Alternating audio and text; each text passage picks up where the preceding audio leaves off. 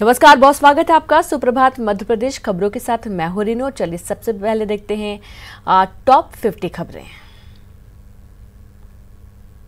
भारतीय वायुसेना ने चीन सीमा के साथ सटे फॉरवर्ड एयरबेस पर युद्धक विमानों का ऑपरेशन शुरू कर दिया है। गलवान घाटी में चीन की नापाक हरकत के बाद वायुसेना ने युद्धक विमानों और हेलीकॉप्टर का ऑपरेशन शुरू किया है।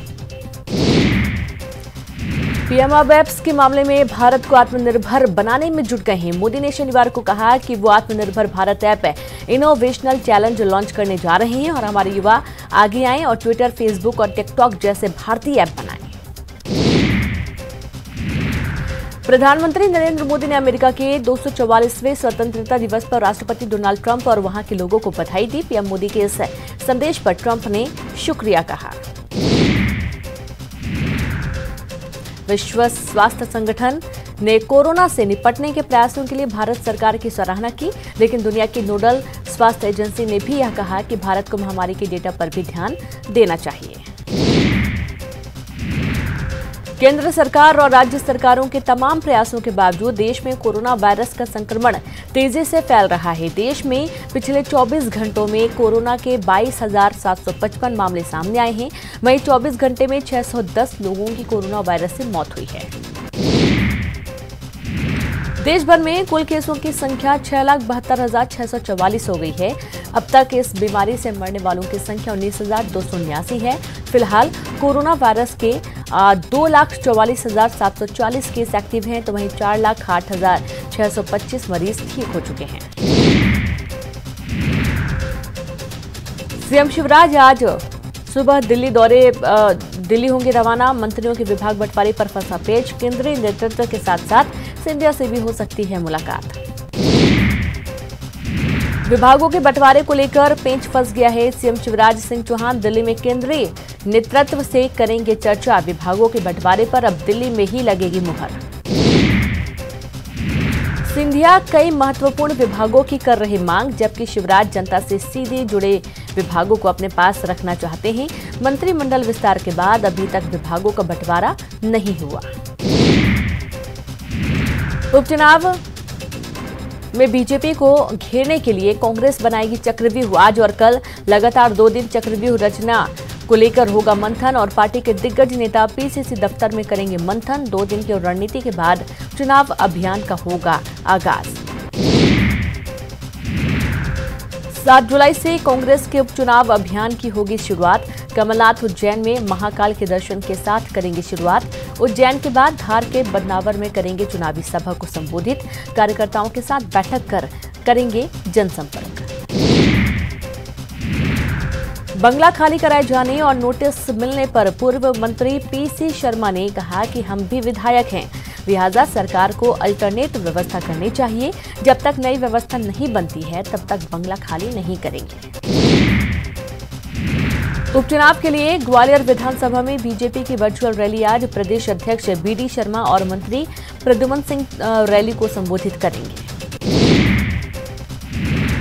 मुख्यमंत्री शिवराज सिंह चौहान ने लॉ एंड ऑर्डर को लेकर बड़ी बैठक की है, जिसमें अफसरों को साफ निर्देश दिए गए कि वो शांति के टापू यानी कि मध्य प्रदेश में कोई भी अपराध बर्दाश्त नहीं करेंगे। चंबल प्रोग्रेस वे को मिलेगी रफ्तार। सीएम शिवराज ने केंद्रीय मंत्री नितिन गडकरी से बात की। वीसी में सिंधिया भी रहे मौजूद। चंबल प्रोग्रेस वे पर सीएम की चर्चा। चंबल प्रोग्रेस वे को लेकर सीएम शिवराज ने कहा कि ये मेरा ड्रीम प्रोजेक्ट है। सीएम ने कहा कि चंबल वो इलाका है जहां कभी डकैत होते थे और इसे हम विकसित कर संपन्न क्षेत्र बनाने के लिए प्रतिबद्ध हैं। चंबल प्रोग्रेस वे की कुल लंबाई 358 किलोमीटर की होगी, जो कि मध्य प्रदेश में 309 किलोमीटर, उत्तर प्रदेश में 17 किलोमीटर और राजस्थान में 32 किलोमीटर तक फैला है। केंद्रीय मंत्री नरेंद्र सिंह तोमर ने चंबल एक्सप्रेसवे योजना पर कहा कि असल में पिछड़े क्षेत्र को विकसित करने की योजना है। एक्सप्रेसवे के निर्माण से आर्थिक गतिविधियों में तेजी आएगी। प्रदेश के गृह मंत्री नरोत्तम मिश्रा ने दतिया के भांडेर विधानसभा में कांग्रेस पर साधा निशाना। कहा, सिंधिया को कांग्रेस ने कहा सड़क पर उतरना हो तो उतरें। कमलनाथ सरकार का ये बयान ही उनको आज सड़क पर ले आया।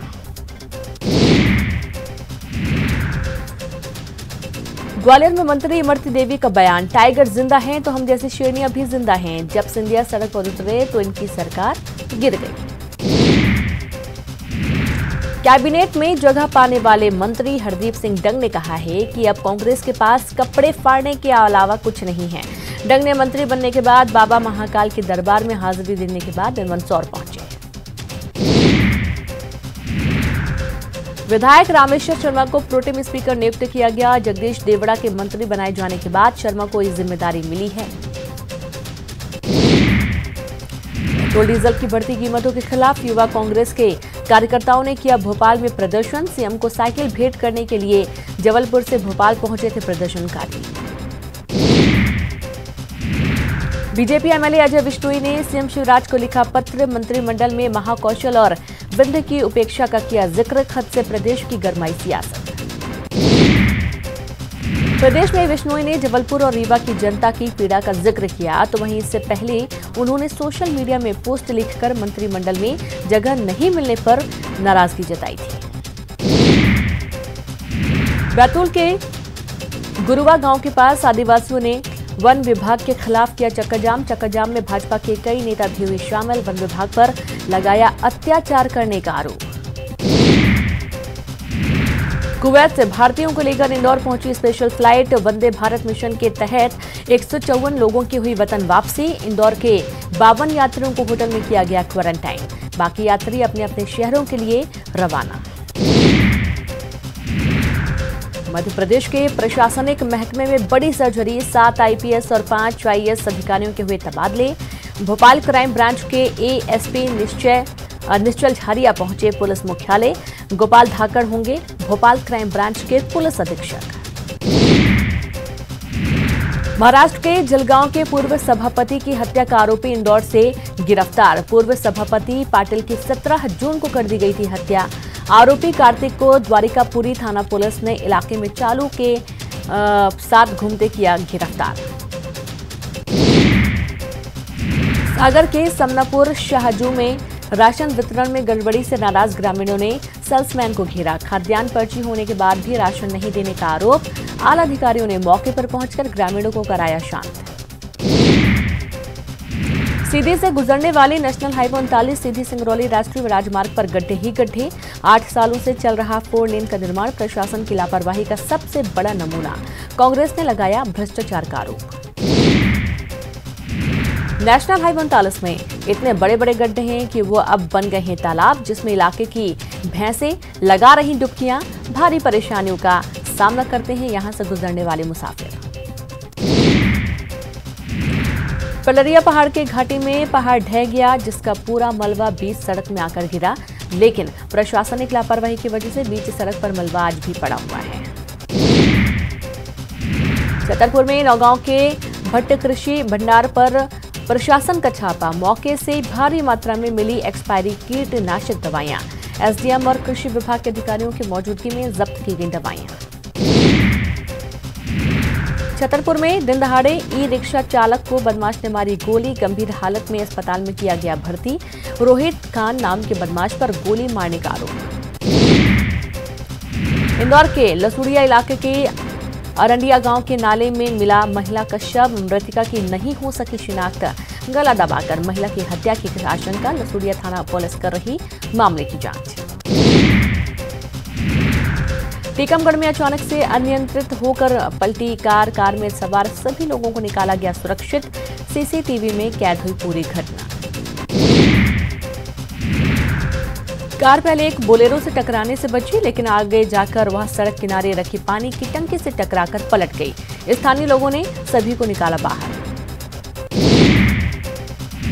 बुरहानपुर में कमल टॉकीज भवन को तोड़ने में नहीं किया जा रहा सुरक्षा नियमों का पालन। कभी भी घट सकती है दुर्घटना। रसूखदारों के लिए प्रशासन ने मूंदी आंखें।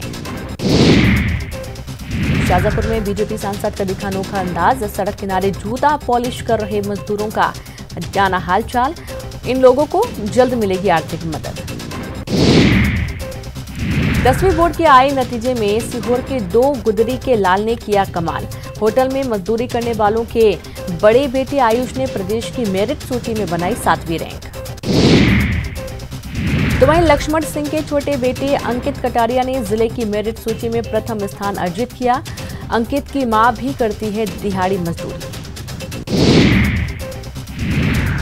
इंदौर से बीजेपी विधायक आकाश विजयवर्गीय आज अपनी शॉर्ट फिल्म करेंगे रिलीज। प्रसन्न महादेव नाम से बनी ये शॉर्ट फिल्म गुरु पूर्णिमा पर रिलीज होने जा रही है।